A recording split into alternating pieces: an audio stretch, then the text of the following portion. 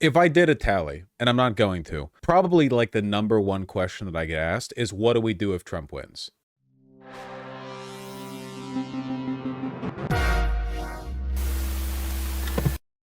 You know, and I understand why people ask me that, as annoying as it is for me to answer, because you're worried. And I'm worried too. You know, I think it's a valid thing to be concerned about. I can't see the future. And if I'm going to give you a full spiel on what I think will happen, it'll be in the form of like a YouTube video and not a 7 page long email response.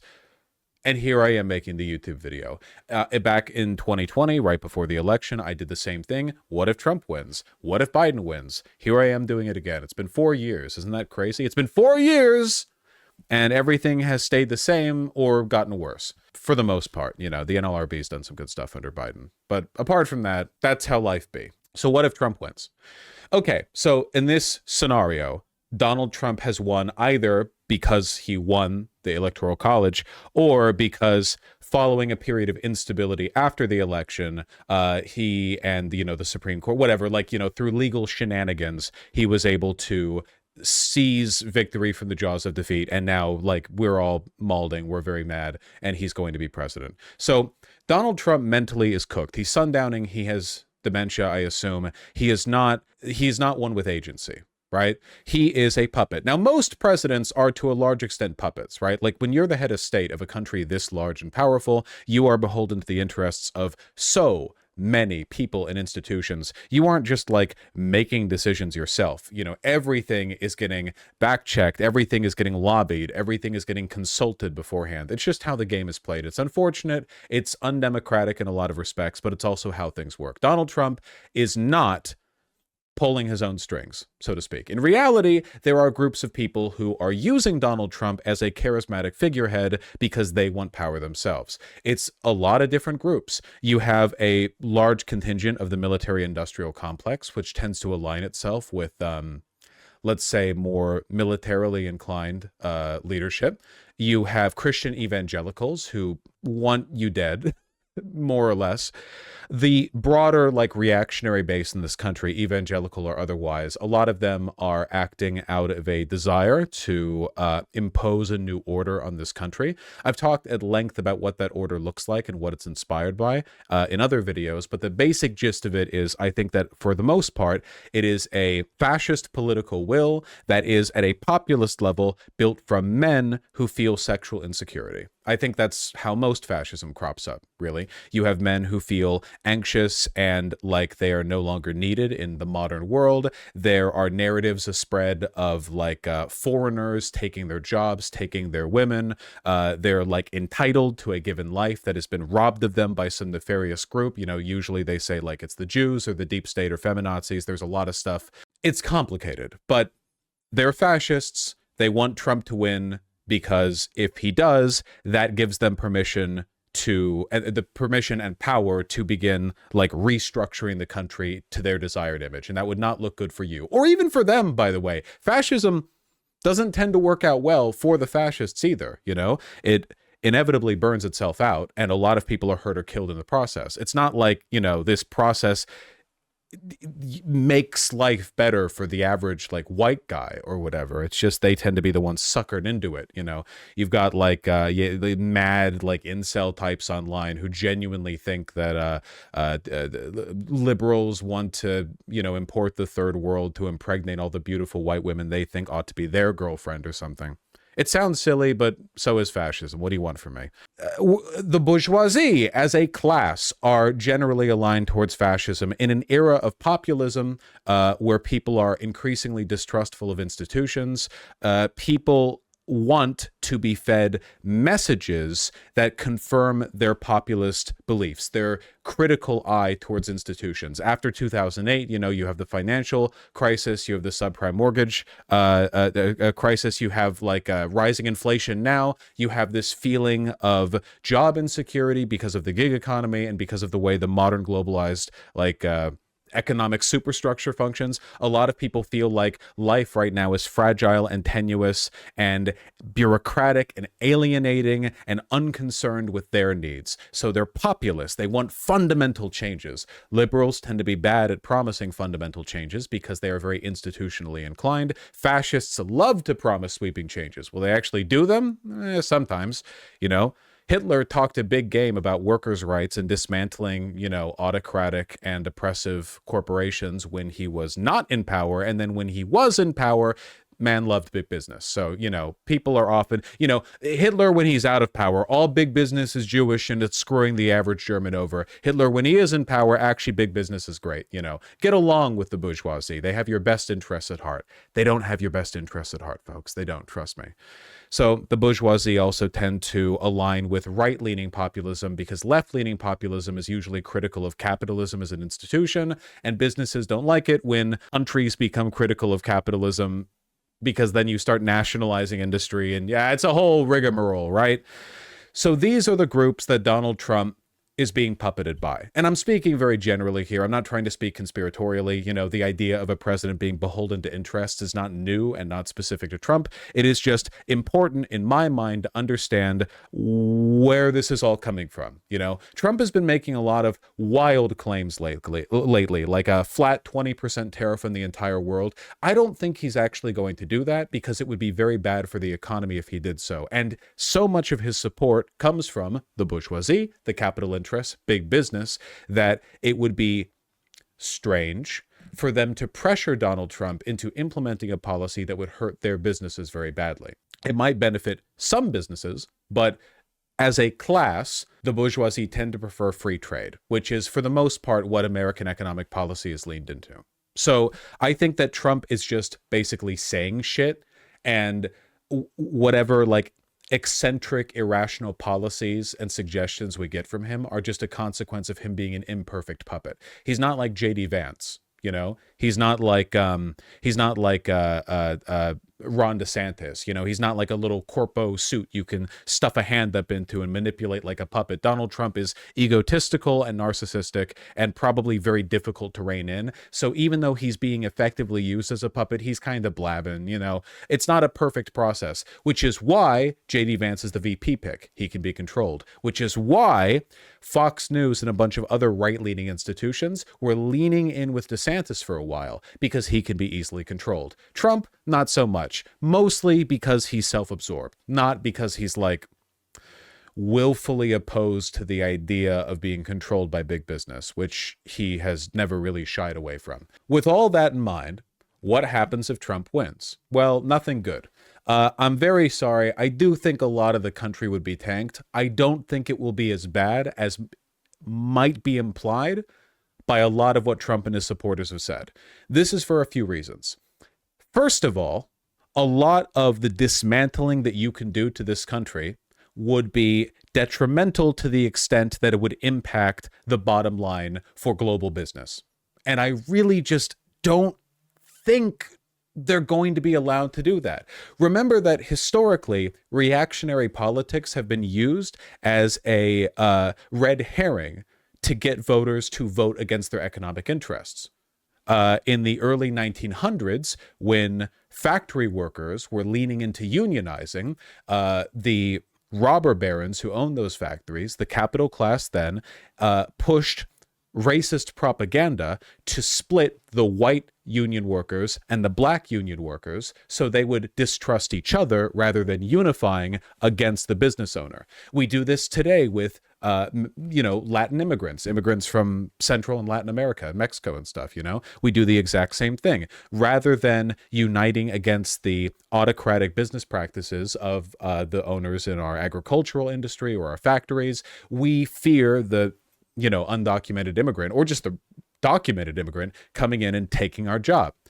If your wages go down, it is not because immigrants came in. It is because your wages were lowered by the guy who employs you. It's like that's the person you should be focusing your antagonism against. Nobody forced the person above you to lower your wages. They chose to do so they could make more money. It's not the fault of any immigrants coming in. And there are studies to back this. But that's how reactionary politics are applied to get people to vote against their own economic interests. That's why you have Trump voters who make like $24,000 a year who will vote for Trump, who is anti-union, you know, even though that very much is against their interest, because they're being fed narratives about how, well, in actuality, preventing the Mexicans would be, you know, even more to their interest. It's always been a red herring.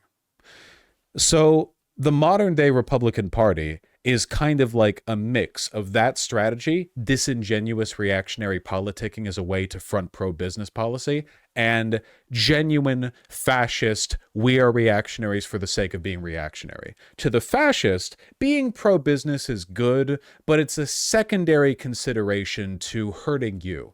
Fascism, the distinction between the in-group and the out-group, this is something that can only really be reaffirmed through suffering and ostracization. As a political program, it is one that is not only built on suffering, it mandates it. You can't have fascism in like a manner applied where everyone is living a good life and being given a good shot. Like the in-group out-group distinction is literally what produces this. It's what makes the difference.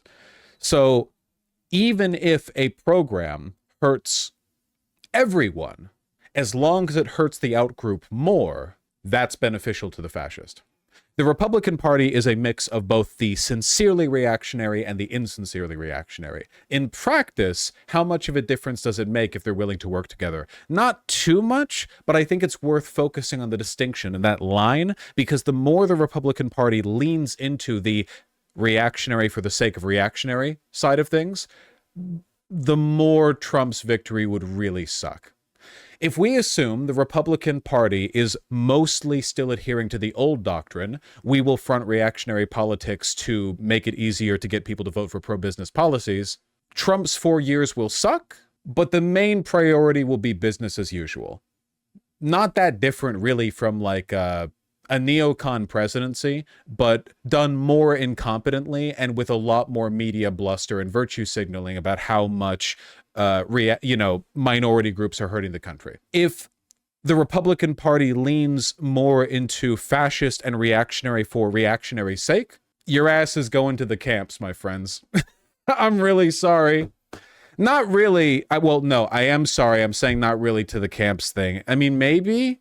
Like, Donald Trump is pledging to deport 20 million, 25 million, 50 trillion people. He's saying that he'll deport even legal immigrants. This is an insane policy if you care about business outcomes. It would be ruinous to this country economically, socially. It's almost impossible to do. We're talking about like a mass exodus, an ethnic cleansing, a routing, a deportation of people that is basically unprecedented in human history. A widespread, prolonged, years duration campaign led by, in all likelihood, police and military to oust like 5% of our population. It is insane, and it would not benefit this country in literally any way. But it's the kind of thing a fascist would like doing because it hurts the right people. So how much are the powers that be all right with the country and the economic bottom line being harmed in order to hurt the right people? Well, Elon Musk is really wealthy. He's kind of like the most prominent member of the capital class right now because he makes himself so. He is also a fascist, probably a neo-Nazi. And he, judging by the kinds of things that he says, likes it when the right people are hurt. It's possible that even the capital class, which has traditionally been motivated by their own bottom line, they might have bought into it too. You can all disagree with me as much as you people in chat are like throwing in their own take. You exist here as a, listen, okay? I'm talking about fascism. I'm feeling a little fascistic myself, okay? I could put all you in a camp in a second. Kablamo. Don't mess with me. You know, I don't need to keep the peanut gallery here. I'm doing the rant. You think I wrote a script out? Don't break my concentration. I don't know how much the capital class, the people who are normally interested in keeping things safe, sane, stable, I don't know how much they're willing to drink the Kool-Aid and allow things that are harmful to their bottom line, but also harmful to black, brown people, trans people, gay people, whatever. I don't know how much they're willing to go for that or how much control they would even have over it. It's not as though controlling the president gives you perfect one-to-one control over the outcomes within a country. Running a country is difficult. It's not as though dictatorships are run coherently and cleanly. Vladimir Putin effectively has complete control over his country, but he is constantly beset by the incompetence of his underlings and corruption and such and such. You know, having control isn't really the same thing as directing the outcome. You know, political control is a facsimile for being able to control the outcome. In reality, there are a lot of factors between A and B that can make it difficult. I think Vladimir Putin is actually a phenomenal example of what happens when a group of capital-interested individuals, you know, members of the capital class, what happens when they're subsumed by reactionary propaganda. Because it is not to Russia's benefit to have invaded Ukraine. Russia has not benefited from it. And Russia is largely controlled by, like, ultra-wealthy oligarchs. Why would they do something that led to crippling sanctions delivered to their country that has absolutely harmed the bottom line for their businesses? Well, clearly something, national interest, you know, national interest, fascism, blood and soil, that was more important to them than maintaining a high balance sheet. What's happening with Israel right now? Israel is not benefiting from what is happening in the Levant right now. The massacre in the Gaza Strip, the invasion of Lebanon, the antagonism with Iran, this is destabilizing the region. It's not like the capital class in Israel is like, you know, benefiting tremendously from this period of like, you know, high stability in business investment. It's not easy. And I'm not saying, by the way, that there aren't wealthy people who are profiteering off war in Israel and in Russia. I'm saying that if you imagine that, first we make the assumption these countries are run by fascists. Assumption made, I believe it, we stick to it. Point number two, it has been ruinous to sectors of their economy and their society to engage in the behaviors they're engaging in now. It is irrational from a kind of like distanced perspective. If you can observe all the factors involved and make decisions while knowing what the outcomes will be, is this to their benefit? No. Israel is a global pariah. So is Russia. It is not to their benefit. There may be short-term beneficiaries. In the long run, it is not to their benefit. Why then did they do it? Well, people aren't always rational. Countries aren't always rational. Fascism is not rational. So we go back to the million-dollar question, which is, what happens if Trump wins? Well, just to speak plainly, red states will get a lot worse, I think. Blue states might succeed in beating holdouts. I can't imagine Trump would be able to meaningfully squash, say, for example, Californian or New York progressivism. You know, I don't think that the entire country is going to be like collapsed down into a flat reactionary like monoculture underneath the weight of the police or military. I don't think that's possible. I think that in basically every meaningful, measurable sense, life is going to get worse. Police encounters will get worse. Profiling will get worse. Stop and frisk, which is a Project 2025, you know, a consideration, will get worse. The environment will get worse. Deregulation will get worse. Court rulings will get worse. The treatment that you experience as a member of literally any marginalized group will get worse. Rhetoric about transgender and gay people in schools or in public society being naturally predatory will get worse. We will see people who are obvious criminals be let off the hook. We will have wildly partisan judges who will skew the results in what should be clear criminal or civil cases. You know, we might have like a little Weimar moment with like Trump supporting brown shirts getting let off in spite of like very obviously committing crimes, or the police refuse to collect evidence against them. Things to that effect. It could get worse.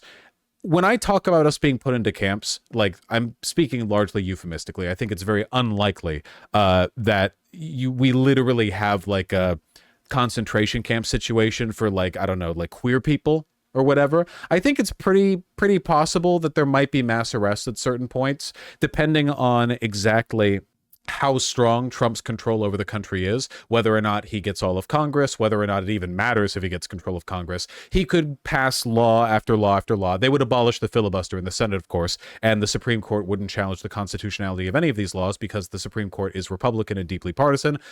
Law after law after law that undermines democracy, gives more power to his institutions. He does the Project 2025 thing of filling the administrative state with his cronies. Things could get pretty damn bad. And I don't know whether he would go through with deporting like 20 million people or even attempting to, but I bet you that the pretext of attempting to deport 20 million illegal immigrants could very easily be used as a way of sweeping up dissenters and people who oppose his regime. You know, oh, we're getting the illegal immigrants, but we're also getting terrorists, terrorist sympathizers, you know, people who are associated with migrant gangs like Tren de Aragua or MS-13. And that could include, like, you know, a lot of regular journalists and progressive people. Look at what Israel has done. They've arrested a bunch of their own citizens for being sympathetic to Hamas, i.e., like, you know, protesting Netanyahu or being critical of Israel's war effort. Look at what happened with Stop Cop City in Atlanta, where you had members of nonprofits who are raising bail funds for people protesting the construction of the cop training facility,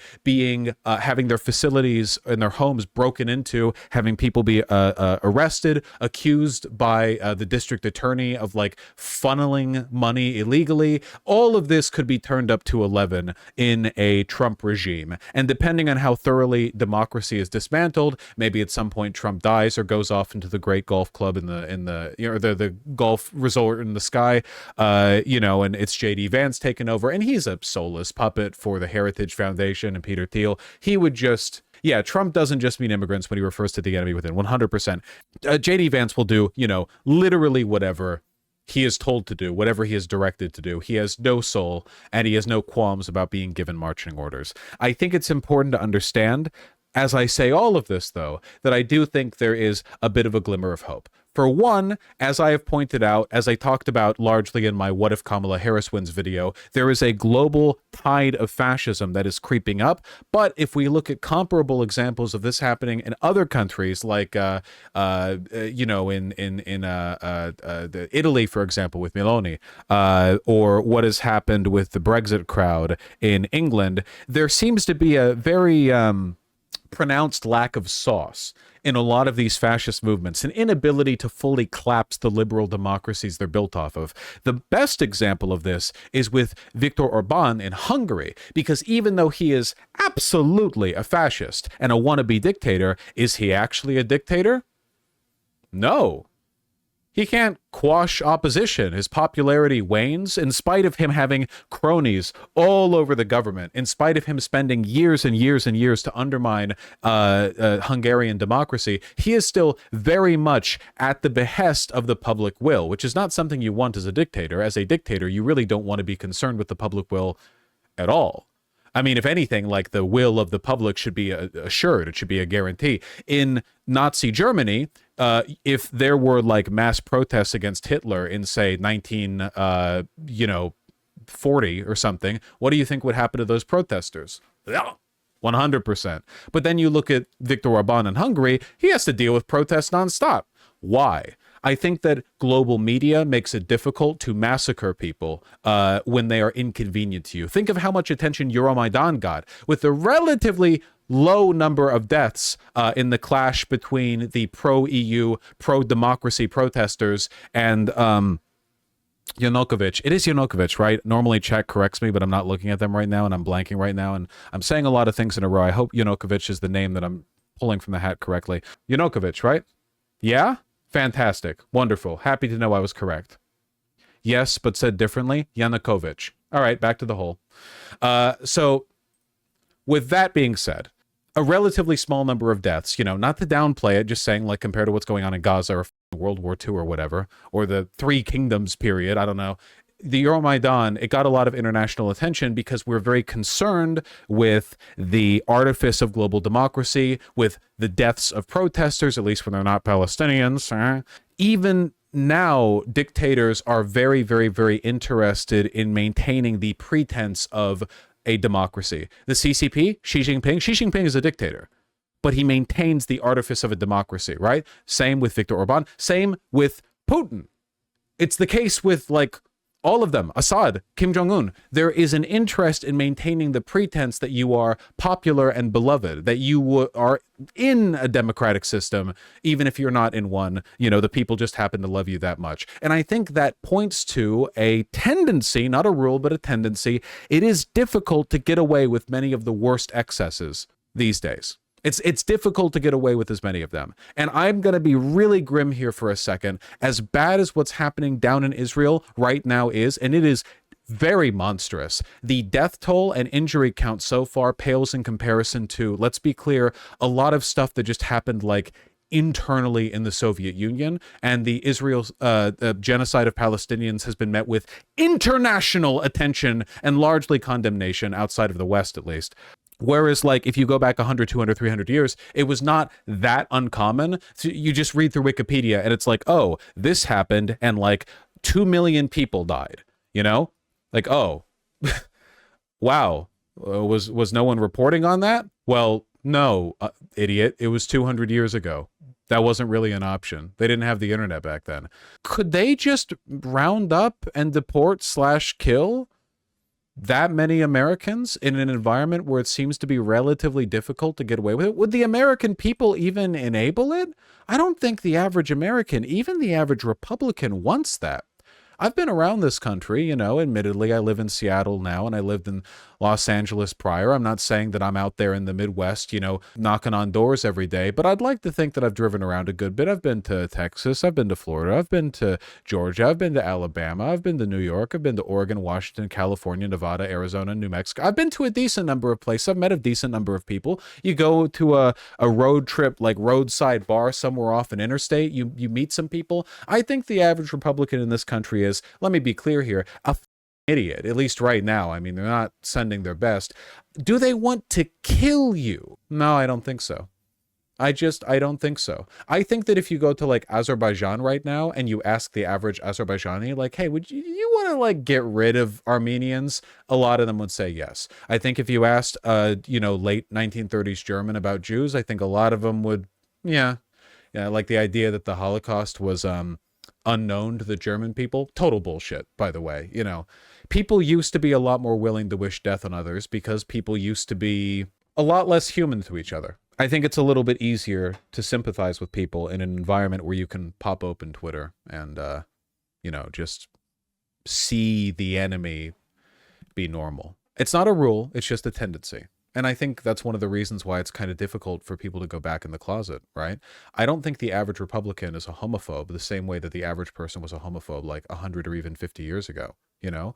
As far as I can understand, like the average Republican, in my opinion, might not believe in gay marriage. I don't think they want gay people dead. I think that we see the weakness of their hatred often when, rather than saying stuff like trans people and gay people are pedophiles, they have to say like, oh, people promoting gender ideology are pedophiles, abstracting it behind a mode of behavior rather than the direct accusation, the innate accusation of gay people are just this or trans people are just that. And I'm not saying that's all of them. There are plenty of Republicans who are just flat out like murderous in their intent and eliminationist in their policies. But there are a lot of Americans, and there are a lot of gay Americans and a lot of trans Americans. And they're very integrated in many parts of this country. They're in cities with millions of people, giant cities that represent so much wealth and power. They have friends and connections. They exist at every level, every strata of society. It's not the Weimar Republic. We're not living in an environment where it's as easy to separate people as it used to be. Could they really divide us that well? Could Trump or the powers that be commit that well to a doctrine of dismantling not only our democracy, but all of the protections, all of the interconnectedness that queer people, people of different races, whatever, that all of them have managed to build? I don't think so. I flatly don't think they could do that. I don't think they could do that in 4 years of Trump. I don't think they could do that with any length of time for any person after Trump. I do not think it's possible. I don't think the American people are interested in that. I think that you can sell reactionary narratives. I don't think they would ever be successful in building that like monolithic totalitarian final state. You know, I don't think they could do it. And eventually it will burn out and eventually it will collapse, and eventually the world will get better. Maybe Trump wins and basically none of this happens because the country is so deadlocked by like blue states not cooperating with the federal government, the Pentagon not cooperating with what they see as unconstitutional orders, the Supreme Court like flitting in between being openly partisan and being like I don't know, pretending that their jobs aren't like completely made up. Pretending they have principles. Maybe nothing for 4 years, like basically nothing happens, and then Trump, like, I don't know, shits his diaper, falls down the stairs, dies, and we have a regular election in 2028. I don't know. Maybe things end up better. I am not apocalyptic in my prescriptions. I think that if Donald Trump wins, it could be very, very bad. I think that in many respects, it is basically guaranteed to be bad, but I do not think the worst elements of their eliminationist rhetoric can come to pass because it would require us to implement policies that are basically unconscionable, even to the average Republican. So does that mean your life is going to be okay? Maybe not. Maybe it's horrible. Maybe a marauding gang of Trump supporting brown shirts like kills you, and a very partisan police department says that actually you instigated the fight and they are never brought to justice. I don't know. I don't want to downplay it. I'm only saying that, want to proportion the claims as best as I can. And I hope, and and by the way, it's difficult to make these predictions. I hope you understand that, okay? There's a reason why I'm hedging what I'm saying so much, and it's because I'm not arrogant enough to believe that I'm capable of actually predicting the future. I'm only trying to give you my thought process. So what can you do? Preparedness. Have the materials for basic disaster preparedness. And I mean basic stuff. Basic, have your water, have a nice a durable flashlight, have water purification tablets, have the da-da-da-da-da. You know how you can Google, emergency preparedness kit. You can see what you need. I'm not going to like remember every single thing. Have your passports updated in case shit gets really, really bad. Maintain strong connections with your neighbors, okay? Be on good terms with your neighbors. If you are, I'm going to cut right to the thick of it, okay? If you are transgender, I'm not saying necessarily that you should limit your social media usage. I'm just saying that anonymity might be a slightly higher priority for you than it would be under a non-Trump presidency. Not necessarily because they're going to pass like a it's illegal to be trans law or anything kind of stupid and blunt like that. I mean, I guess they might, but I don't think they will. But rather because it's possible that stochastic terrorism might ramp up significantly in a Trump presidency, where it's not the administration that's targeting you, but it's, Trump 3%ers, militiamen, lunatic domestic terrorists who feel emboldened by the administration, and anonymity might be to your benefit in those cases. Maybe you want to skedaddle out of the country or just out of the red state into the blue state for a bit. I don't know. I mean, if you can, if it's possible for you, maybe. We're kind of seeing a global tide of fascism. So, you'll have to make your own decisions with regard to like whether or not that's a good idea necessarily. These are my thoughts.